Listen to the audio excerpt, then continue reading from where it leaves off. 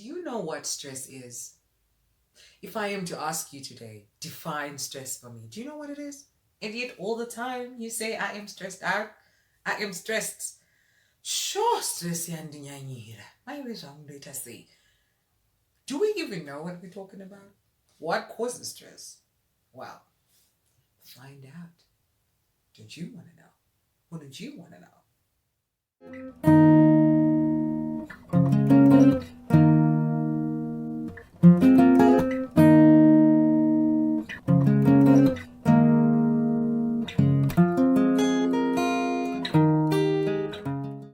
So again, my name is Ruthie Rave, and this is my channel Love That Ruins Me. And today we are going to be talking about stress. This is a place where I try to encourage you, and also it is a place where I say psychology meets Christianity. All right, so what is it about stress?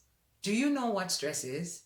Whenever you say, oh, I'm stressed out, are you really understanding what it is that you're talking about? Are you really getting to the bottom of whatever it is that is wrong? Oh, I'm stressed. Oh, I'm stressed. Everybody always says it. But if I stop you in the street and ask you, what is it? Will you have a response for me? Anyway, this is what we're talking about today. So, for us to understand stress, we have to go all the way back to a Canadian and Hungarian endocrinologist by the name of Hans Selye. The name is hard to pronounce. Yeah. So anyway, he did extensive research on stress, and he mainly examined rats. He exposed rats to conditions like cold, excessive exercise, shock, and whatever that he did to impose stress on this particular organism. And he found that the rats would respond in a similar way, regardless of whatever the stressor was. So he said that stress is, this is his definition. He said that stress is is the physiological responses that a person or an organism has to an emotional or a physical threat. This is how a person responds when we are talking about people, by the way. This is how a person responds to whatever emotional or physical threat that is coming their way. It will cause a person to not be able to function at their optimum best. A person has difficulty in being effective and being efficient in whatever it is that they will be doing.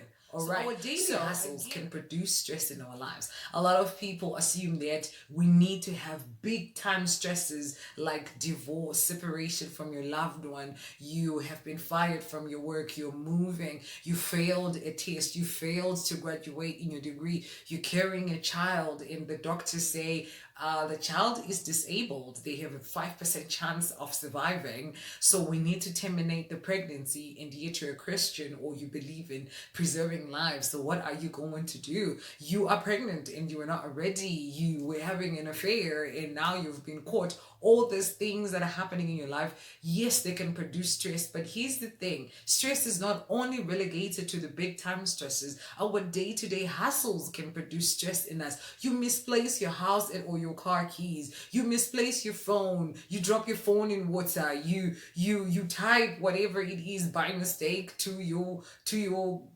workmates, and now everybody's laughing at you. You leak whatever image you're not supposed to be leaking to people around you, and now you are now embarrassed, and that is causing stress within you. You get cut off in traffic, and now you were just so upset. Blood is pumping in you, the heart rate is high, you are anxious, you're breathing heavily. All these things can result in stress in a person. So Hans Selye then said, okay, there is what is called a general adaptation syndrome, because he identified that whatever it is that a person seemed to be going through because of his research, they respond in a similar way, so that made him come up with this syndrome, which has 3 stages. Now, this general adaptation syndrome is a way that a person responds to ongoing stress, and a person does so by going through 3 distinct phases. So the first stage is called the general alarm reaction.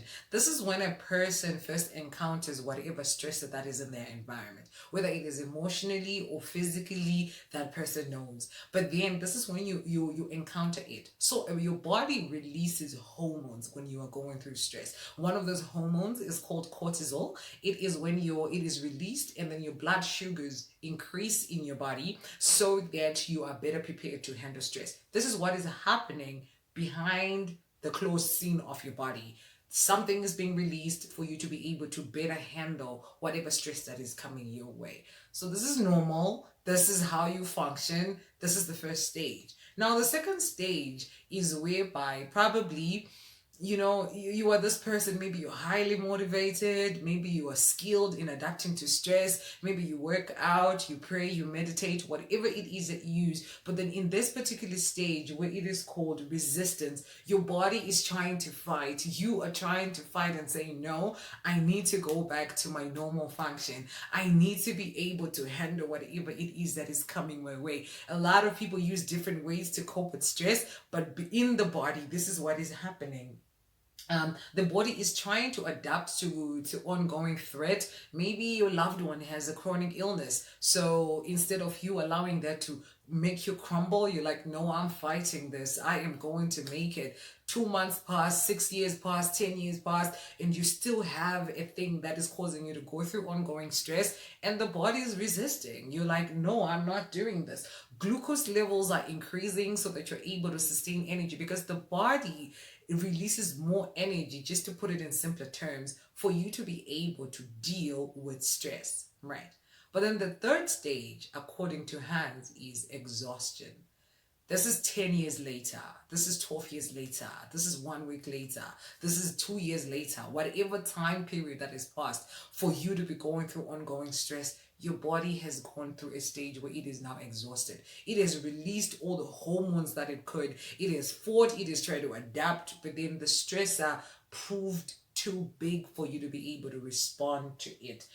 Blood sugar levels begin to decrease. Your body can no longer adapt to stress. Let me actually read this for you. In this stage, the body has run out of its reserves of energy and immunity. Blood sugar levels decrease, leading to decreased stress tolerance, progressive mental and physical exhaustion, illness, and collapse. The body's organs begin to fail, which could eventually lead to illness or death. So here's the thing, ladies and gentlemen. Why am I doing a video on stress? I want you to know that when you are talking about stress or you're going through that, you might not see what is happening in your body, but something is happening. Your DNA is being altered. Your genetics are being altered. Something is going on your inside, which could cause you detrimental effects into your body, could cause you to die a lot sooner and a lot younger than you were supposed to. You begin to get sick. You are ill. And now, on top of that stress, you have a disease to contend with. All right. Another thing that you need to understand is that a lot of people say, oh, in our family, we have heart disease. In our family, we have diabetes. In our family, we have blood pressure. But then sometimes if you go back in your ancestral lineage and you go back in your family tree, you find that the person who first introduced that disease in your family probably was struggling from chronic stress, which altered whatever it is on his inside, and now he began to battle with diseases. In my next video, I am going to take you step by step to show you how stress can actually lead you to diseases like heart disease and diabetes. Please take care of your minds. Please take care of yourselves. And when you're going through stress, do not hide. Look for help. Try to do something that is healthy, that is going to cause you not to be in a person who gets to this third stage and now you die.